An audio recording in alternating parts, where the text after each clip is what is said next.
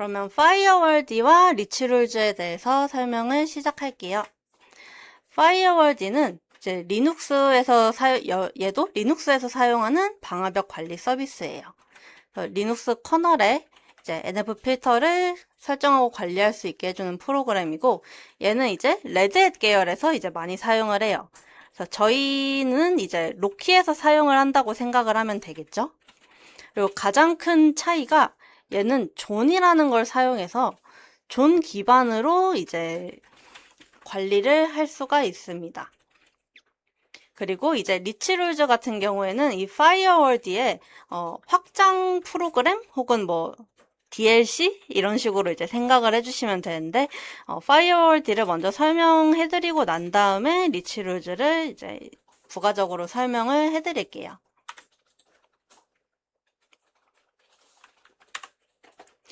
파이어월드란 제가 이제 방금 말씀드린 내용대로 방화벽 관리 서비스고, 그리고 이제 커널의 넷필터를, 그러니까 방화벽을 설정하고 관리할 수 있게 해주는 프로그램이라는 거, 그 정도를 알고 지나가시면 되겠습니다.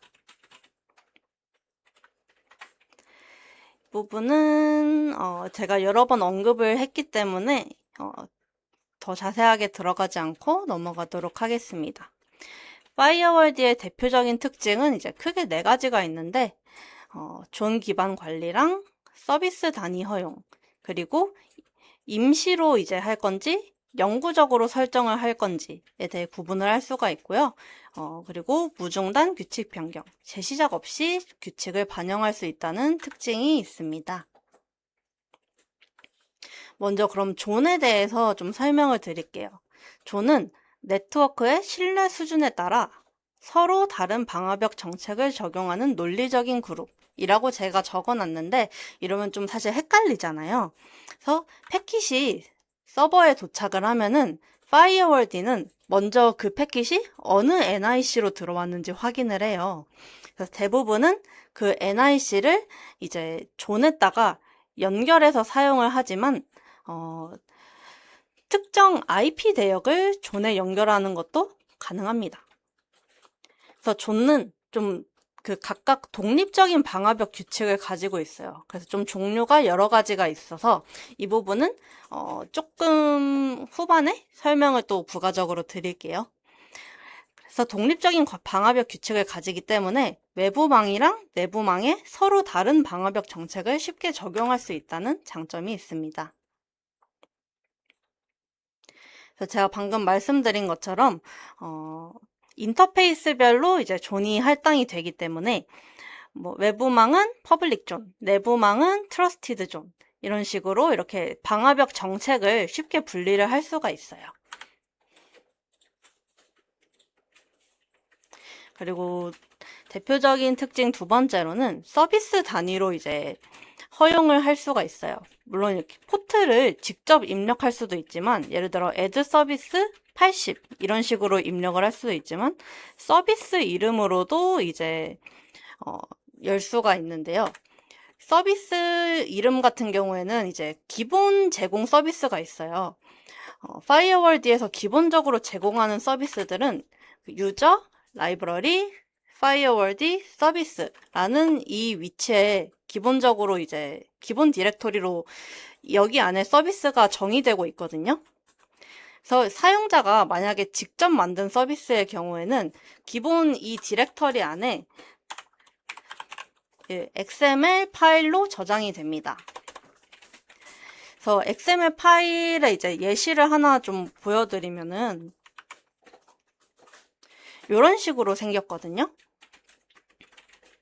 그래서 이 부분은 이제 XML 버전이 몇이고, 그리고 뭐 UTP 파일 언어로 이제 인코딩 하겠다라는 내용이고, 이 서비스라는 이 정의 안에 정보들이 들어가 있는 거예요. 그래서 쇼트 안에 서비스의 이름이 들어가 있고, 디스크립션 안에 서비스에 대한 설명이 들어갑니다. 그리고 이 포트 같은 경우에는 이제 포트 프로토콜은 뭔지, 그리고 포트 번호는 뭔지, 이런 식으로 작성된 XML 파일이 이 기본 디렉토리 안에 저장이 돼요.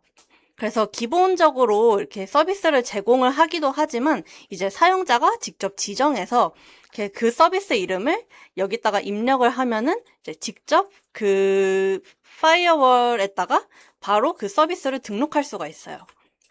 그래서 되게 간편하죠? 어떻게 보면은. 그래서 그런 또 장점이 있습니다. 그리고 런타임이랑 퍼머넌트가 구분이 되는데요. 파이어월드에는 두 가지 설정이 있어요. 런타임 같은 경우에는 현재 메모리에만 적용이 돼서 재부팅을 하면 사라져요. 아마 어제 IP 테이블즈 하면서 겪어보신 분들이 이제 몇 분 계실 텐데, PC를 껐다 켰더니 이제 저희가 다 적용해 놓은 IP 테이블즈 규칙이 막 다 사라지고 그랬던 분이 이제 몇 번 계실 거예요. 그것처럼 런타임의 경우 이제 똑같이 메모리에 저장이 되기 때문에 PC 재부팅 시 사라지고요. 퍼머넌트 같은 경우에는 재부팅 후에도 유지가 되는 옵션입니다.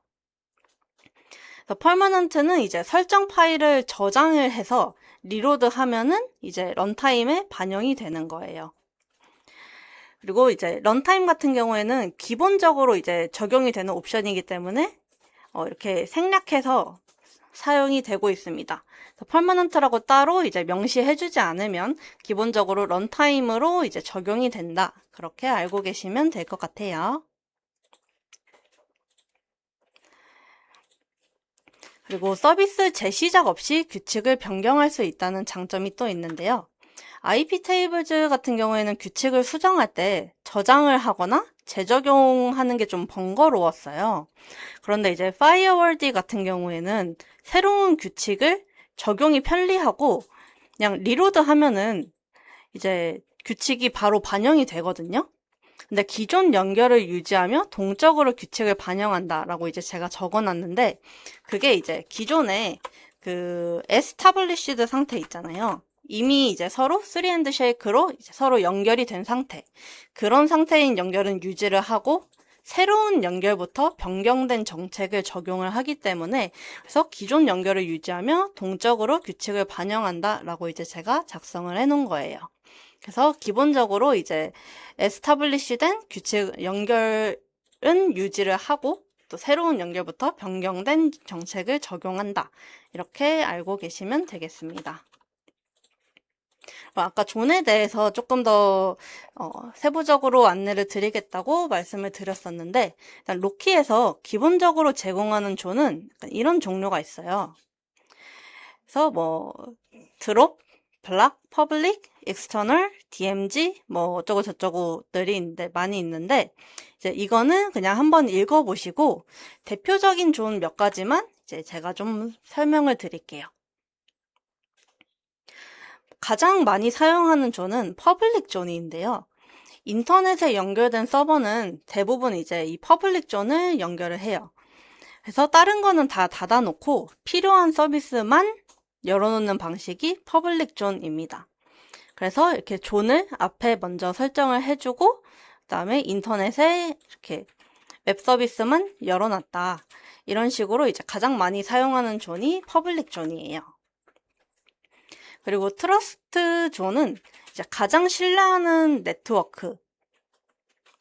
보통 이제 내부망에서 이제 많이 사용을 하는 존이 트러스트 존이에요. 그래서 안전이 보장된 네트워크를 사용하는 게 이제 트러스트 존인데 관리망이나 뭐 내부망 이런 것처럼 이제 좀 안쪽에 좀 보안이 중요한 존이나 안전이 보장되어 있는 그런 네트워크에 사용하는 게 트러스티드 존입니다. 그리고 그 다음은 이제 DMG 존인데요. DMG라는 단어는 이제 어제 저희 IP 테이블 실습하면서 한번 들어보셨죠? 그래서 이제 외부에 서비스를 제공해야 하는 서버를 배치하는 네트워크 영역. 그러니까 외부와 내부 사이에 이제 완충지대 역할을 하는 존이 이제 DMG 존인데 DMG 존 같은 경우에는 내부에도 연결을 해야 되지만 이제 웹 서버처럼 외부 노출도 필요한 서버에 이제 사용하는 게 DMG 존입니다.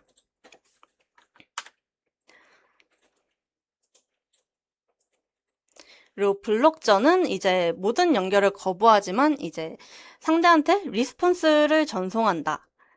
라고 이제 제가 작성을 해놨는데 되게 익숙하죠? 이 느낌이. 어제 했던 이제 IP 테이블즈의 리젝트라고 생각을 하시면 돼요. 리젝트와 사실 거의 동일하죠, 정책이. 그래서 뭐 응답은 가능하지만 이제 차단되었다고 이제 타임아웃이 뜨는 게 이제 블럭전이에요. 그래서 넌 접근 못해 하고 이제 명시적으로 차단하고 싶을 때 사용하는 게 블럭전입니다. 그리고 드롭존이 있는데요. 드롭존은 이제 가장 강력한 차단이에요. 그래서 모든 패킷을 폐기하고 응답을 보내지 않습니다. 이 드롭은 이제 어제 배웠던 그 드롭이랑 똑같은 거예요. 그래서 공격자는 서버 존재 여부도 확인하기 어려워서 공격자 차단이나 스캐닝 방지 등에 이제 많이 사용을 하는 게 드롭존입니다. 그래서 존 기반 정책의 핵심은 일단 존을 기반으로 이제 NIC나 아니면 네트워크 출처마다 서로 다른 정책을 적용한다는 게 포인트예요. 그러니까 즉 하나의 서버가 이제 뭐 인터넷이나 내부망, 관리망 등 여러 네트워크에 이제 연결이 되어 있어도 그 각 네트워크의 신뢰 수준에 맞는 방화벽 정책을 손쉽게 구성할 수 있다는 장점이 있습니다. 그러니까 존이 이제 여러 개가 있고 존에도 이제 얼마나 뭐 드롭을 할 건지, 뭐 리젝트를 할 건지, 트러스트를 할 건지 이제 되게 여러 가지 종류가 있으니까 인터넷에는 퍼블릭 존을 하고 내부망에는 인터널 존을 하고 관리망에는 트러스트 존을 하고 이런 식으로 각 네트워크의 신뢰 수준이나 아니면은 이제 NIC에 따라서 이제 방화벽 정책을 각각 따로따로 구성할 수 있다는 게 이제 가장 큰 특징이자 핵심이에요. 이 부분은 꼭 기억해 주시면 좋겠습니다. 그래서 UFW랑 비교를 해보자면은 UFW 같은 경우에는 리눅스 계열에서 주로 사용하고 명령어가 단순하고 뭐 이런저런 특징이 있지만 둘 중에서 그래도 가장 큰 차이점이라면 파이어월드에는 존이 있다는 거, 존 기반으로 관리가 되게 유연하게 가능하다는 거. 그래서 이 부분을 좀 강조드리고 싶네요. 그러면 이제 파이어월드의 확장 규칙인 DLC격인 리치룰즈에 대해서 좀 설명을 드릴게요. 리치룰은 이제 사실 풀네임은 리치 랭귀지 룰스예요. 그래서 파이어월드에서 제공하는 이제 고급 방화벽 규칙 방식인데요. 리치룰즈는 이제 누가 언제 무엇을 어떻게 허용할 것인지에 대해서 이제 세세하게 설정이 가능합니다. 기존 파이어월드 같은 경우에는 그냥 기본 동작이 단순하게 포트만 열었다 닫았다 할 수 있었다면은 이제 리치룰즈를 사용하면은 여러 가지 규칙을 세밀하게 조합이 가능해집니다. 그래서 확장 규칙이니까 확장 언어인 확장 문법이라고 이렇게 생각을 좀 하시면은 더 편하실 것 같아요. 리치룰즈가 필요한 이유는 일단 기본적으로 일반 파이어월드에서는 포트나 서비스만 이렇게 좀 허용이 가능해요. 그런데 이제 특정 IP 지정은 이제 조금 제한적이고 로그 기록도 좀 어렵고 세밀한 정책 설정도 굉장히 제한적이라는 좀 단점들이 있어요. 그 단점들을 보완하는 게 리치룰즈예요. 그래서 예시를 보여드리면 일반적인 파이어월드의 규칙은 되게 간단하죠. 서비스 뭐 허용하고 포트 뭐 허용하고. 그런데 이제 리치룰즈 같은 경우에는 이제 패밀리는 이제 IP 버전을 얘기를 하는 거고요. 그래서 버전 4나 버전 6를 이제 설정을 할 수 있고, 그리고 출발지 주소 설정할 수 있고, 그리고 포트는 뭔지, 또 프로토콜은 뭔지, 그리고 허용을 할지 뭐 디나이를 할지 이런 식으로 일반적인 파이어월드 명령보다 훨씬 더 세밀한 조합이 가능한 게 딱 봐도 보이시죠? 그래서 문법이 이렇게 조금 더 IP 테이블즈에 가깝다라고 이제 생각을 해주시면 되겠습니다. 이제 예시를 몇 가지 좀 들어드리면 이거는 앞에서 했던 예시랑 똑같으니까 이제 특정 IP에서 오는 패킷을 전부 드롭한다 라는 그런 룰도 가능하고요. 그리고 뭐 SSH 서비스 네임을 아예 이렇게 적어가지고 SSH 접속을 로그로 기록하는 그런 룰도 설정을 할 수 있습니다. 그리고 여기 로그 프리픽스가 이렇게 나와 있는데, 로그 프리픽스가 이렇게 나와 있는 것은 로그가 이렇게 쭉쭉쭉쭉 나오잖아요. 그러면 그 앞에다가 이제 이 SSH 액세스가 이렇게 나와요. SSH 액세스, 뭐 SSH 액세스. 이런 식으로 그 접두어로 그냥 로그에다가 보기 편하게 이렇게 어떤 로그인지 보기 편하게 이렇게 나오게도 할 수 있습니다. 그래서 리치룰이 굉장히 확장성이 좋아요. 그리고 뭐 핑 차단하는 거는 그냥 룰 보시면은 익숙하게 아실 거라고 생각을 해서 그냥 보여만 드리고 넘어가도록 하겠습니다.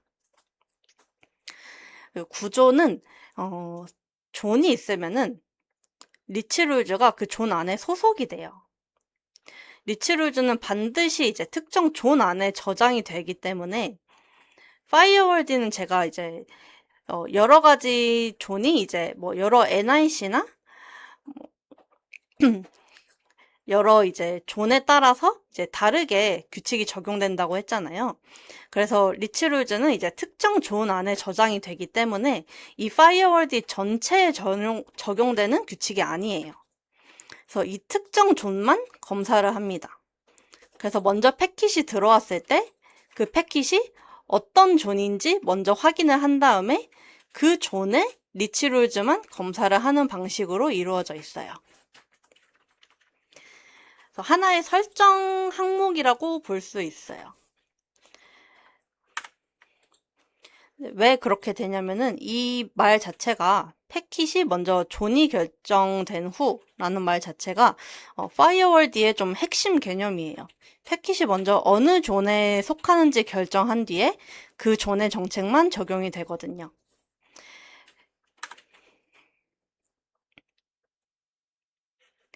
그래서 IP 테이블즈랑 이제 리치룰즈를 살짝 비교를 해보면은 이제 파이어월드에서는 조금 더 인간이 읽기 편한 쉬운 상태로 좀 작성이 되는 게 조금 느껴지시나요? 저의 개인적인 생각일 수도 있긴 하지만 파이어월드에서는 조금 더 읽기 쉬운 형태예요.